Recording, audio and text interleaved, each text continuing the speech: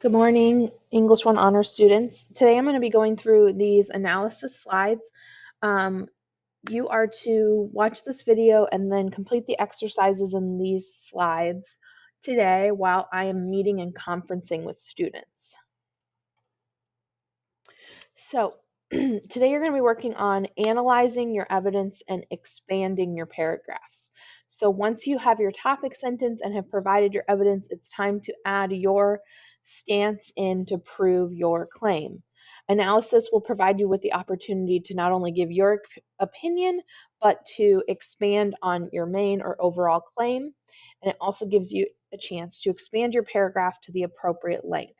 And many times I've talked about how the similarity report in Turnitin.com, some students weren't finding a very good balance between what they say and what um, somebody else says in their evidence. So this is your chance to really get your point across using your own ideas. So I want you to think of your analysis as like sports commentators. It's their job to comment on what's going on during the games, to explain to the viewers at home what's going on, and to give their expert opinion of what the players are doing. Your analysis should serve a similar purpose. For the most part, your analysis will take at least 2 sentences, if not more.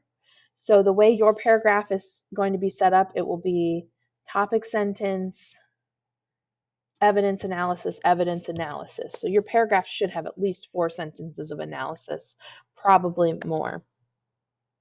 In this type of writing, this formal style of argumentative writing, we are not going to use I statements. So we're going to not use first person pronouns. So you're not going to say, in my opinion, I believe, I think. Simply state the points you're making. So this is the structure of your body paragraphs in your outline right now. So you should have your topic sentence, and we've already practiced introducing the quote and put your quoted or paraphrased evidence into your outline. So now we should be looking at the analysis which comes after that evidence.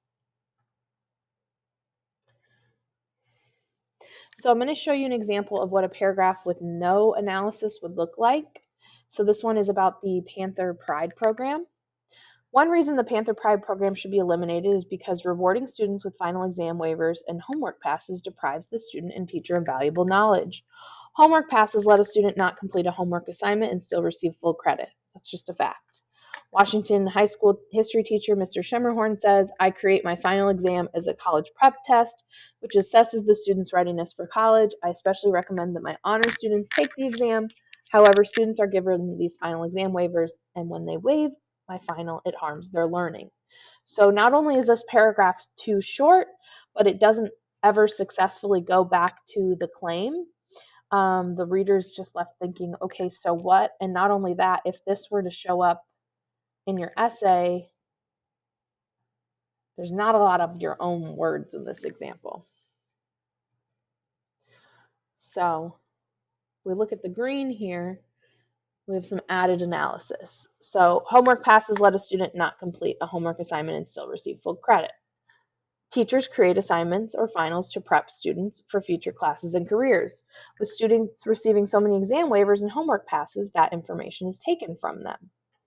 And then to follow up on the quote from Mr. Schemmerhorn about how the exam waivers harm students' learning because they aren't taking the test, which is preparing them. Teachers feel that it is to a student's disadvantage to not do a homework assignment or take a final because the test or assignment may prepare them for future assessments or life knowledge in general. Many teachers also rely on homework or finals to assess students' learning over the course of that semester. After reviewing this information, teachers may alter their teaching methods or lesson content to benefit students' learning. Both the teacher and student are harmed when students waive final exams. While the program's intentions are good, the Panther Pride program should no longer reward students with homework passes and final exam waivers. So really this last sentence is a concluding sentence to the paragraph, but the green section here, the analysis, should be answering the questions, so what does this show, what's so important about this? We already know what it says. We now need to know from the analysis what it means, like a deeper meaning, and why it matters. What are the long-term implications of this? So here's another example. Another disadvantage of rewarding students for learning is that knowledge is no longer the reward. The reward becomes candy, final exam waivers, or homework passes. Alfie Kohn, author of the book Punished by Rewards, The Trouble with Gold Stars, Incentive Plans, A's, Praise, and Other Bribes, states that using gimmicks like rewards to try and improve achievement without regard to how they affect kids' desire to learn, we kill the goose that laid the golden egg. So Alfie Kohn is cited in this Guernsey text, which is why there's a parenthetical citation at the end. In other words, Kohn is stating how rewarding students for going to school and getting good grades takes away their desire to learn for the sake of learning. Once those incentives are gone, the students will have no motivation to learn. Colleges, for example, do not give students candy for showing up to class on time or having their paper done. On their own and without a reward, students may not have the motivation to do these things.